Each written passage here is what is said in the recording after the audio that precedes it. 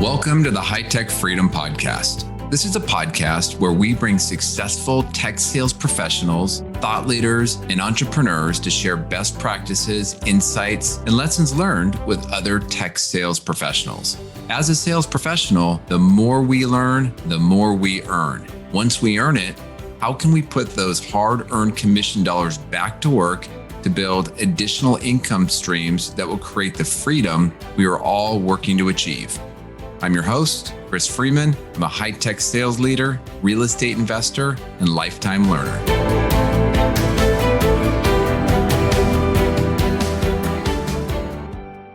All right, welcome to the High Tech Freedom Podcast. I'm your host, Chris Freeman, and we have another exciting episode for you today. And this is one of the C-suite episodes that I had recently rolled out where I try to bring on a guest that is from the other side of the selling table. Usually a lot of the guests and the topics, it's about how we sell. And I've been trying to bring on and leverage my network to bring on some executives that are on the receiving end of what we do and get some of their perspective. So my guest today is Candy Conway. And Candy served as a vice president of global operations at AT&T, where she was supporting some of their cutting edge solutions across 36 countries. So big organization. And part of what she had done during her tenure there is manage the digital transformation by implementing a single platform for all customer and internal interfaces, for over 5,000 employees and getting all of those people trained up on some new ways of doing things. And if you've ever worked in a big organization and you've been through this as a user, this is not a small task. Candy also served as chief of staff for the CEO at AT&T Communications. So she gained some incredible insights and spent a lot of time at the table with the C-suite executives. So really excited to hear some of Candy's lessons learned over the years. So Candy, welcome to the High Tech Freedom Podcast. Thank you. Appreciate it, Chris. So I gave a little bit of an intro there, but you want to share a little bit more about your background and kind of where you were at and where you're at now and give it a little bit more insight. Sure. Happy to. So I spent 36 years, which is kind of unusual these days, right? I spent 36 years at the same company. The reason it didn't feel like the same company, because it started as Southwestern Bell Telephone, then SBC, and then, AT&T. So lots of mergers, lots of acquisitions, had a lot of fun. There was a gentleman that I worked with on the merger with Pac Bell that happens to be John Stanky, who's now the CEO of AT&T. So you never know how all of that comes together. I thought, who is that man with that booming voice? He's such a presence. And that's the man. He's now AT&T's CEO. So it was an interesting, mergers, acquisitions. I started as an outside plant engineer by degree, calculating ohms of resistance in cable routes. Wasn't real exciting. I'm a little more of a people person than just sitting at a drafting desk. Moved into the marketing organization as tech support. And then I actually did move into the sales position. So a techie in the sales positions. I had EDS, Shell Oil Company, several of our larger companies that were our customers. And then spent majority of the rest of my career in operations. I love operations. I just really like it. You mentioned going to a single platform. We did robotics, process automation, all kinds of that stuff was just really exciting for me. So I will draw a lot of my insights probably from the job you mentioned, Vice President of AT&T Global Operations. Lots of experience with vendors in that capacity and salespeople. And then also, when you ask questions about the C-suite and how they respond to some and what's the important things to see, I'll draw a lot from being the chief of staff for our CEO of AT&T Communications, because I got to see what worked and what didn't work and things that were miserably didn't work. So, hopefully can offer some things in that perspective. So broad range of career, one company, but certainly a lot of different things. Yeah. Multiple jobs within that one company, I'm sure. So Candy, I don't know if there is such a thing, but what was a typical day or week like for you as, an executive leading a global team? Yeah. So it varied, but I would say mostly I spent probably 2/3 of my day in the people aspect. So managing that large of an organization, you're managing a lot of people, managing a lot of, personalities and understanding what they're doing and how they're doing it. And are we, right on our priorities? And then probably a third of my day, I tried to spend on being a visionary. What's coming next? What are our priorities? Do I have the organization in the right spot? Are we going in the right direction?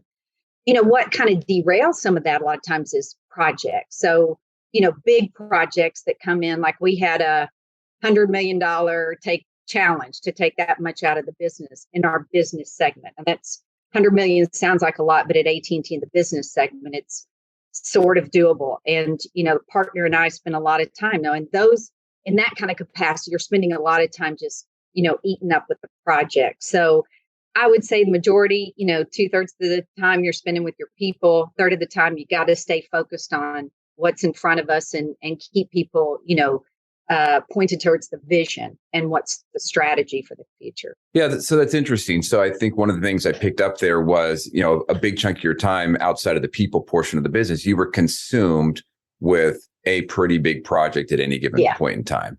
Yeah. And so, from a sales perspective, I imagine if, somebody's trying to meet with you or call on you, either they're helping you with that project in some way or they're a distraction. What was some of the experiences you had engaging with vendors that had some type of supporting role in that $100 million cost reduction project? Yeah, I had some fantastic ones. I had some really creative ones, and I had some that weren't so great. But you can imagine if you've got a challenge out there of 100 million, any vendor that walked in, any salesperson that walked in and said, "Hey, Candy, I think we can," you've heard Dr. Timmy talk about the power of 1%. If you even came in and said, I'm pretty sure I can save you 1%. I mean, let me talk to you. It would grab my attention immediately because I'm already calculating I need 6%. So if I can, if they can get me 6% and I multiply it out, and let me see if this is value. There's, value in this. We had some interesting vendors and perspectives during that $100 million challenge. One, talk about out of the box creative, came in and gave a pay for performance project. So they said, listen, we're going to save you this amount of money. We guarantee we're going to do it, but you don't even have to pay us until we do it. Right. So you can imagine the gnashing of teeth trying to figure out what the actual performance equal. Right. So the they metrics. got their pay. Yeah. Right. The metrics, because that's how they got paid. But it was fantastic. And of course, that vendor, we wholeheartedly went in with that vendor because we thought, well, they're making an investment. We're making an investment. It was new and different and challenging. And it was a fantastic partnership. Ended up, getting us a lot of the way there to that 100 million. So yeah, I've seen some good and that was really creative. And that, grabs an executive's attention if you can bring something in like that. Yeah. So I imagine in order to be creative like that, they probably had an existing relationship, but on top of that, I'm sure they had done a ton of research and preparation in order to even generate that type of idea. Yeah, definitely. I mean, I think you and I had a conversation briefly, and one of the things I think is so important is, and you can tell right away if the salesperson is prepared, if the vendor's prepared. And I call it the 6 Ps: prior, proper planning prevents poor performance, right? Just come in you got to come in prepared or you're going to lose that executive so quickly. And there's ways to grab their attention too. And, I tell this story a lot that talk about impressive. And this person became a trusted advisor, but they walked in and said, happy anniversary. And I thought, happy anniversary. They had gone, my husband's in professional baseball. They had gone to his Wikipedia. They saw a little line at the bottom that had our date that we got married. And they picked up on that. I was so impressed by that. He could have sold me anything after that because he had done his work. Just a small example of being prepared, at minimum, know the priorities. For example, AT&T. If you're going to come meet with me, know the big priorities because those big priorities filter to everybody in the organization. So at least know those at minimum and use those to draw me in. I know you guys, it's real important and you have to report back to your shareholders on, earnings per share. You guys pay dividends. So I know that it's real important. To So those things that at least they've done their homework, I think are very impressive, Chris. That's just table stakes. Yeah. Yeah. So when a vendor's reaching out, maybe for the first time, what what did you experience in terms of the kind of the ideal way they reached out and connected with you? I mean, was there something that worked, something that didn't, something you would recommend that, a rep doesn't do or does more of? Yeah, I mean, the thing that turns you off the most is if you don't feel any connection. In other words, I'm calling on you. It feels like a cold call, and it feels like the salesperson's trying to get across their product presentation. That falls so flat. I mean, you got to make a connection somehow. And if it's not through networking where somebody has already opened that door, because with a lot of executives, you have to open doors. So you really need that networking and get that door open to that executive. But as soon as you get in there, you just need to make a connection, and any product presentation will fall flat. All I need to know is that you understand my priorities. And if you can draw one or two of my priorities, and you can find that from public information. If I'm a private company, you can find it from industry stats. There's ways to find that information. Just do your homework and make a connection with me. And once you do that, then the executive is more likely to listen. And I will tell you, as much of an introvert as he was, my CEO of AT&T Communications, he really liked to make connections. And what made the difference with him is when a salesperson came in and tried to connect with him. If he did, then he's going to listen. And you connect by not being selfish about the information you want to get across, but having found something that connects with that. Do your homework. You can even go around to other people that know the person or know anything that makes that connection. And salespeople are generally pretty good about that. It's just they just don't always use it. Right. Right. So, well, that was that last point. I think it's such a great way of doing it. Right. There's other people within the organization that probably knows you or that executive. Just ask them. For sure. And there's so many stakeholders in the decision.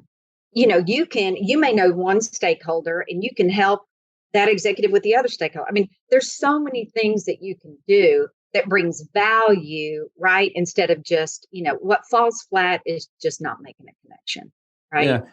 Yeah, I'm curious. So, in your latter years there at AT&T, and even what you're doing now with some of the executive coaching and leadership coaching, what have you seen in terms of some of the changes in the trends on maybe how decisions are making or the number of stakeholders that are involved in any of these big projects?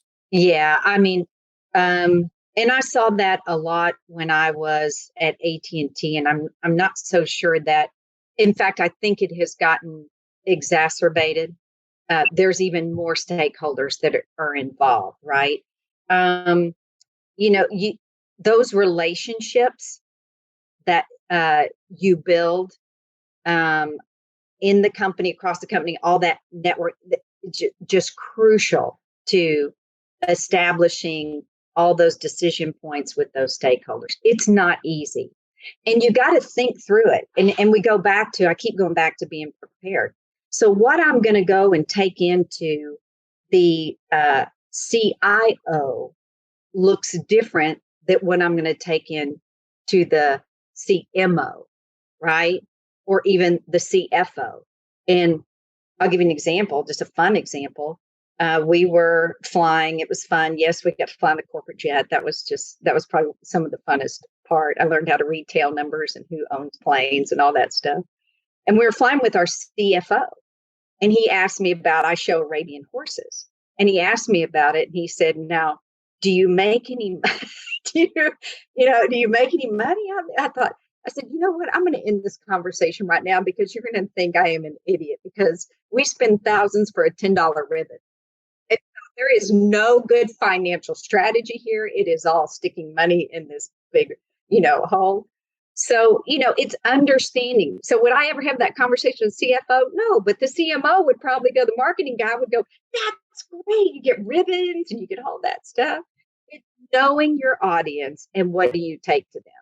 I would also say what I think has changed a little bit in the executive realm is there are leaders, and I think we talked about this briefly, that are innovation forward, right? So financial forward and innovation forward. Finance forward, almost every leader is interested in finance, right? That's table stakes.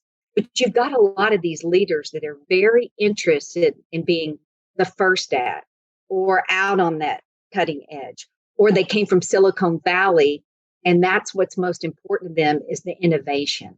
So just understanding how to connect with that is really important. And it just really, and so any stakeholder that you deal with, understanding, are they obviously the CFO? You just better come in with all the numbers. And no, and another thing, Chris, is, have your 5 whys. You don't have to, when you present to an executive, it's very succinct, but know your 5 whys. If they start pushing you, make sure you can answer to deep levels, because executives today, I've watched a lot of our executive vice presidents, senior vice presidents have now moved to other companies, technology companies, as their CEOs. Some are startups, some are, smaller companies. But these guys have great experience. They've gone to these other companies as CEOs. So I'm, watching how technical now CEOs are. You better know your 5 whys. They don't want to know it right off the bat, and they may not ask it. But if they get to that level, be prepared to do that. So again, it's, that's, I think, some of the difference in executives. They're trending towards a little bit deeper in technology or understanding, a little deeper in their understanding of the business, right? They go deeper. So stay high, but be able to go deep. Yeah, they almost have to, and I imagine, in a way, just with the prevalence of technology and everything you do. It's, we've gone from the old days of technology being a cost center to technology being an enabler, maybe part of your strategic go-to-market. So, absolutely, yeah. So, Katie, I'm curious. So, let's say a sales professional is able to get in contact with you. Maybe they have an initial discussion with you, maybe meet you, but there's no connection at the moment. But maybe down the road there's value. What would you recommend they do to stay engaged over time? How do they maintain that access? That's a great question, Chris, because I think back to, there's probably 3 that come to mind that were my favorite trusted advisors that were salespeople, right? And what equals trusted advisor to me is, outside of the sales process, they gave me information that was valuable. So they might call me and just say, "Hey, Candy, in another organization within AT&T, they're doing X. I think that's going to impact you. So this is another project that's going to impact you." Or, "Hey, I read in this trade rag about this technology. Are you familiar with it? Are you up on it? Because I think this might be something that's coming, and we're looking at it," right? And I had, one trusted advisor that started talking to me about robotics process automation, and it was early in RPA. And I thought, gosh, I don't know. Is this risky? But I loved living on the edge. And it turned out to be a fantastic partnership we had with that vendor. And it saved us, a lot of value, and not because we laid off employees. We didn't do any of that. We reallocated. I would watch these engineers just out of college that were doing cutting and pasting, where robotics could do that, and then they could use their thinking skills, right? Because you don't want engineers, you pay them too much to cut and paste, right? And there's no value, there's no fun in that job. So we teach them how to even write a bot, right? Those kind of things that vendors would bring outside of the sales process. Candy, maybe you want to think about this. If there's somebody that tells me something I don't know, keeps me out of trouble, makes me a hero, those are all things an executive loves, right? And then that's where you get into that, status of a long-term relationship. I hope you are enjoying this episode. I wanted to break in with a quick commercial. During the podcast, we sometimes talk about how to invest those hard-earned commission dollars so that you can build that freedom we are all working towards achieving.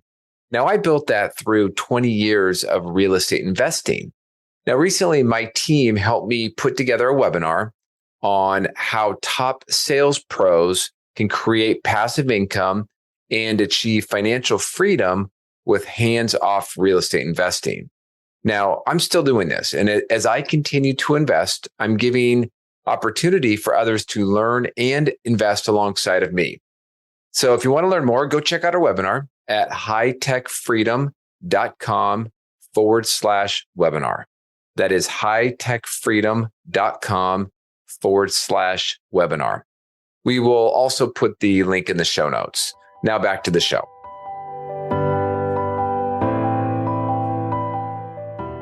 Such a great, I mean, so many great points there. The thing that I want to key in on is that, bringing you information about your own organization internally, because, right, the bigger the company, the more complex, the more divisions and groups. And there's no possible way a senior exec or even a mid-level exec knows everything that's going on. And you may get it wrong, or maybe you don't. Maybe they already know it. Maybe you don't have all the details, but I mean, whatever you're sharing, if you're sharing it and not expecting anything in return, it's just value, right? And you're going up a notch. Absolutely. And then when you come in to present me something, I'm listening. You already got me. I'm listening because you've already provided me good information.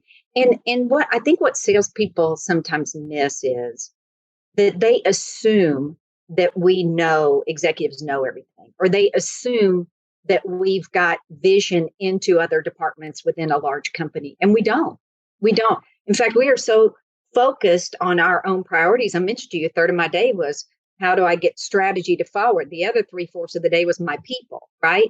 Where in there is anything that says, hey, I'm finding out what's in other departments. You try, maybe go lunch with a buddy and say, what's happening over here, right? But these guys, salespeople within their company, they have so many salespeople that are working with other departments within your company, and they can bring that value to you. It's incredible, the amount of information they have versus, and it is. And to your point, even if you already have it, the fact that you were, I may already know that, but thanks for bringing that, because someday you're going to bring me something that I won't know. That's right. That's right. I'll give you a quick story. So I had a rep that went to a large AWS conference, and AWS was rolling out all the different success stories, and they put up a big slide for one of our accounts, and they said, "Hey, this company, they're going all in with us, or they're moving all of their back-end database from their campus to us." And it's actually physically they bring out a truck and load up all the database stuff and then send it off to the cloud. And so my rep went back to kind of the mid-level senior manager that ran the networking team that was more kind of the infrastructure, and said, "Hey, did you know you guys are going?" I didn't know you're going all in with AWS. And the senior director or VP at the time said, "I didn't know either." And so it was a huge value. And we turned that into a deal because we were able to help them with some of their infrastructure. Absolutely. So what if they had assumed, I'm sure the senior director already knows this. No, he didn't. Yeah. So again, tell he me would have eventually, but get me out of trouble. Yeah, but it might be too late, right? You want to be able to react. One of the best proposals I ever was ever presented to me was something that I didn't know. In fact, we were a highly regulated company for a long time. We had set up 2 operations teams that did exactly the same thing. The regulation went away. Part of 271, regulation went away of the Telecom Act, and we didn't change, right? So it was in my organization with 2 teams doing the same thing. I had a vendor come in and say, hey, you know what? If you would have one team that did all that, same skills, same all that, saved the company a ton of money. And I became a hero. Not something I thought of, but something they thought of, right? So, yeah. So you've used the term hero a couple of times, and somebody else had brought this up. I can't remember if it was a conversation I had during a podcast, or maybe it was another podcast that I was listening to. But one of the things I sometimes hear from reps over the years is, "Hey, I know I need to get to this executive, but I don't want to go over the person that I'm working with now. I don't want to upset them." What has been some of your experience, or maybe some suggestions on effective ways to do that without upsetting, isolating that champion within the organization? Absolutely. No, you just go together. I mean, that is an age-old, concern. And part of that is personality driven, right? Because we have curmudgeons, and we had curmudgeons, And curmudgeons are ones that you're going to have to go around, right?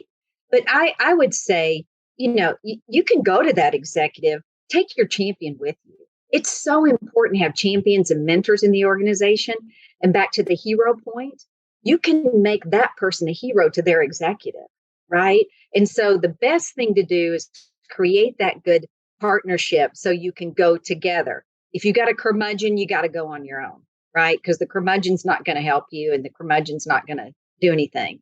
But the best thing to do is, and there's nothing wrong. I never minded people asking me for my help in getting to that. Can I get an appointment with? Can we go together? Absolutely. If you've got something valuable, let's do it. Let's go. Make me a hero, right? And you'll be a hero. We're all heroes. It's a good thing. If you have something valuable, believe in it, and use your internal context to help get you to those, and just disregard the curmudgeons. Right. Well, through the conversation, we actually touched on multiple parts of the sales cycle, sort of that first touch, maintaining touch, having the meeting. But let's say we're getting down to maybe the final parts of an opportunity, a project, a proposal. What were some of the expectations you had with how you wanted a proposal presented to you? Sure. So there are some, I liked it very succinct, and I'll go back to the material we prepared for our chairman, right? When I prepared things that we were presenting to the chairman from the CEO of AT&T Communications, he had these rules, and you got to understand your executive, right? Your rules, but maybe these will help. Maybe you don't have to be quite this succinct, but it was, if you were going to give information 3 to 5 minutes per slide or per whatever you're providing, right? 3 to 5 minutes, you should be able to clear it. If you've got charts and graphs and all that mess, you're not going to clear that in 3 to 5 minutes, right? So what that does is that makes you understand your story and get very succinct. The higher you go in the organization, never assume they want more numbers and more detail. You'll fall into a bad trap. You've got to make it to where they understand it clearly. I assumed our chairman, I put POTS in a presentation, plain old telephone service, right? And having been an old engineer, POTS service, we were phasing it out. Everybody knows what POTS is, plain old telephone service. I got in trouble for that. You don't assume anybody knows, and you never want to embarrass an executive. So the best thing to do is to bring a very succinct amount of information, but be prepared for the 5 whys, right? So you draw it up a level, but know your detail, because, be able to answer the question. Oh God, the most uncomfortable meetings I was in with our CEO is when he'd ask a few questions and they couldn't answer even 1 deep, maybe 2 deep. That's highly frustrating for an executive. So, and in fact, if they start asking those questions, you got them, because they're interested, then they want to hear it, then they want to know. So I would say the most important thing when you're getting down to that final phase, make it very succinct, because the other thing I'd like is if you make it easy for me to take it to my executive, wow, then we're heroes, right? Back to the hero. So make it succinct enough so that your mentor within the company makes it easy for them to. And, you might even make it easy for them to give across those stakeholders. So if I'm sitting in the marketing organization and I sign off on it and my executive signs off on it, help me make it easy to take it to the CFO, because we know they're going to be tough and hard, or even to procurement. If I have to, procurement's all about the contracts and understand that and help make it easy for me to take it across to my stakeholders. That'll make it successful too. That's such a great point. I've seen it many times where, we're kind of in that submission stage. Project is, we've got the stakeholder, we have the champion, they want to go send it up the process or up the chain for approval. And we've given them all this information. Well, sometimes the lower level people, they're not great at presenting the why. And so the more you can take a complicated project and bullet it down to a 1-pager, hit on some of those key points. I love bullets. Bullets just simplify it, straightforward. Makes it easy. Yeah. And again, you want to make it easy for that executive. You don't want them confused. You want the message to be very clear. They will buy in if they feel like they understand it, right? Never confuse them. That'd be the worst thing, right? Well, so Katie, you mentioned the five whys. Are you just generally you should have five reasons why, or is there some No, I'm process? talking about level of deep. So let's say you come in and you present something to me and I say, well, why or what is it that's behind that, 1%? Well, here's what we looked at. Okay, well, in looking at that, where is this, cogs? Maybe we said 1% of cogs. Okay, well, what was in the cogs that you saw? Well, specifically, we were looking at this aspect of your operations. Oh, I didn't know that aspect of the operation. Yeah, here's that. So you're able to go when they ask these questions, you can go deep, is what, yeah. We used to say that because we managed when I was VP Global Operations. We managed some system integrators. IBM was one of them, and IBM is famous for five whys. So we were always prepared. Five whys. Yeah. Why is that? Okay. Why is that? Why is that? Right. Yeah, it makes a lot of sense. Well, Yeah. as we start to wrap it up a little bit, so the theme of the podcast is from a sales perspective. You first need to learn from the best in order to earn like the best, and then once you earn it, how do you take those hard-earned commission dollars and redeploy? Because there's a lot of people that are in the tech sales role. I mean, you like it, but they're not necessarily there because it's what they always wanted to do. It's a vehicle to where if you go out and you're a high performer, you can make great income that helps facilitate some other freedom or some other goal that you have, either for your family, your life, whatever it might be. I'm curious. So you've retired from AT&T. Imagine you're just sitting back on the beach, drinking Mai Tais.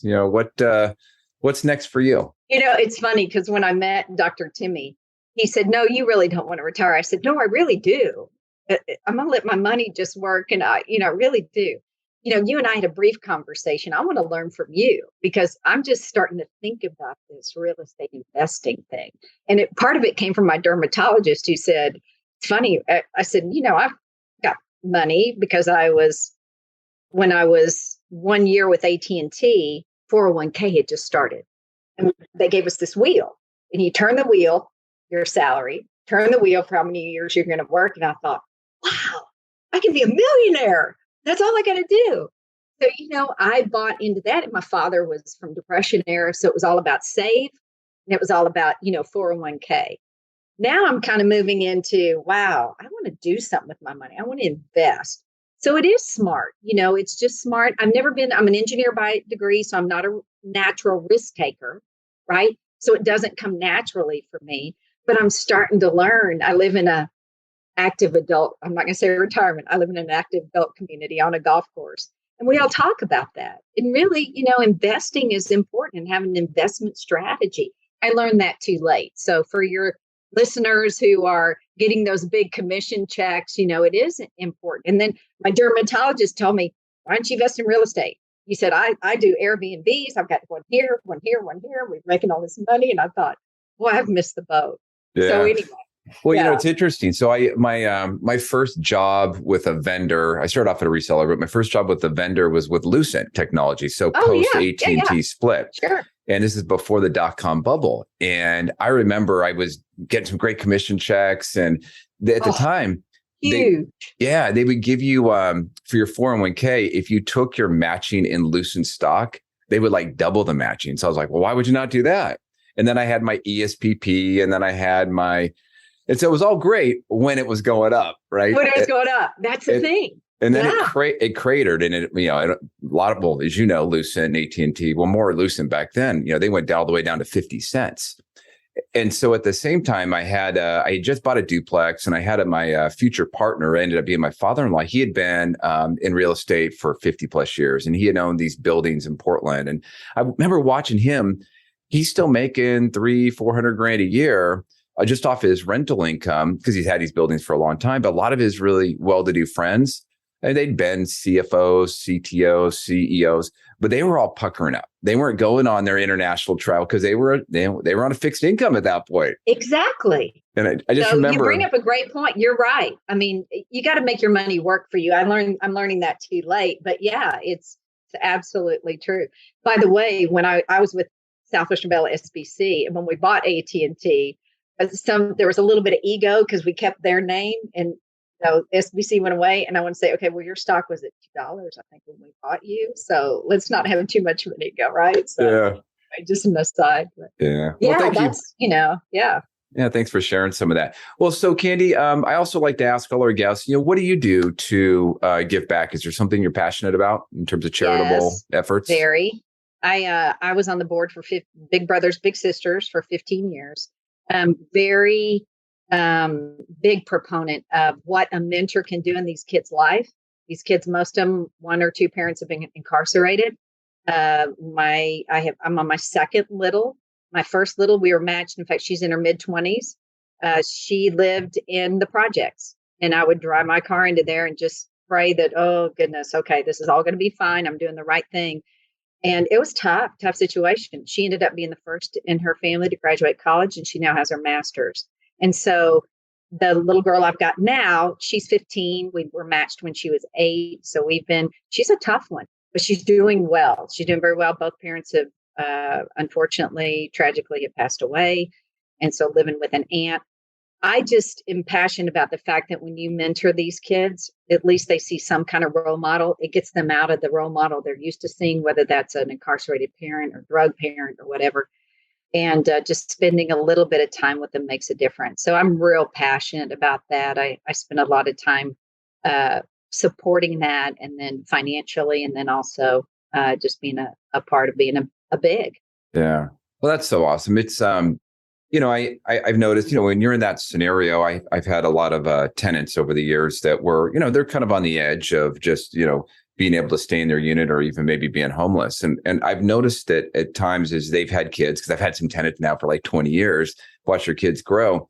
And, what you're doing is you're taking somebody that they don't have the mindset, and they probably don't believe that things could ever be different. And you're probably helping expose them to maybe a different way of thinking, maybe opening up their mind that you're capable of doing anything you want to do. You have the smarts, you have the capability, but a lot of times people don't believe it.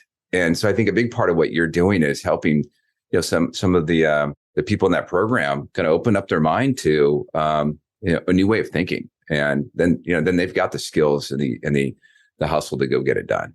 And Chris, you said that so eloquently. That is so true. And that's really, it's not hard work. It's just being a presence and being who you are, because you've been gifted with being able to get an education and have parents that you watch that were successful, and they just haven't seen that. So you're the person that they see, and it's amazing how they can model themselves after a positive. It works. And so it's just great to watch. It's great to see. So I love it. Well, Katie, if somebody would like to get in touch with you, what's the best way to reach out? LinkedIn. I'm on LinkedIn. Grab me there. You can message me there, follow me there, and would love to hear from you. Would love to help you in any way. If you have a question about dealing with an executive, or gosh, I'm kind of worried about this, feel free. I'm happy to offer advice. I'm in the give back stage of my life. And so I enjoy this. Yeah. Well, that's very generous of you. Thank you. Well, Candy, I enjoyed our conversation. Thank you so much for coming on. Thank you. All right. Take care. Thanks again for joining us today. To get more sales and real estate tips, you can subscribe to our newsletter at hightechfreedom.com. You can also join our private Facebook and LinkedIn group that is exclusively for sales professionals. If you found a nugget of good information in the podcast, please subscribe, give us a positive rating, and write a review. If there is a topic that you would like us to cover in the future, please send us a note through our website at hightechfreedom.com. Until next week, make this your best week ever.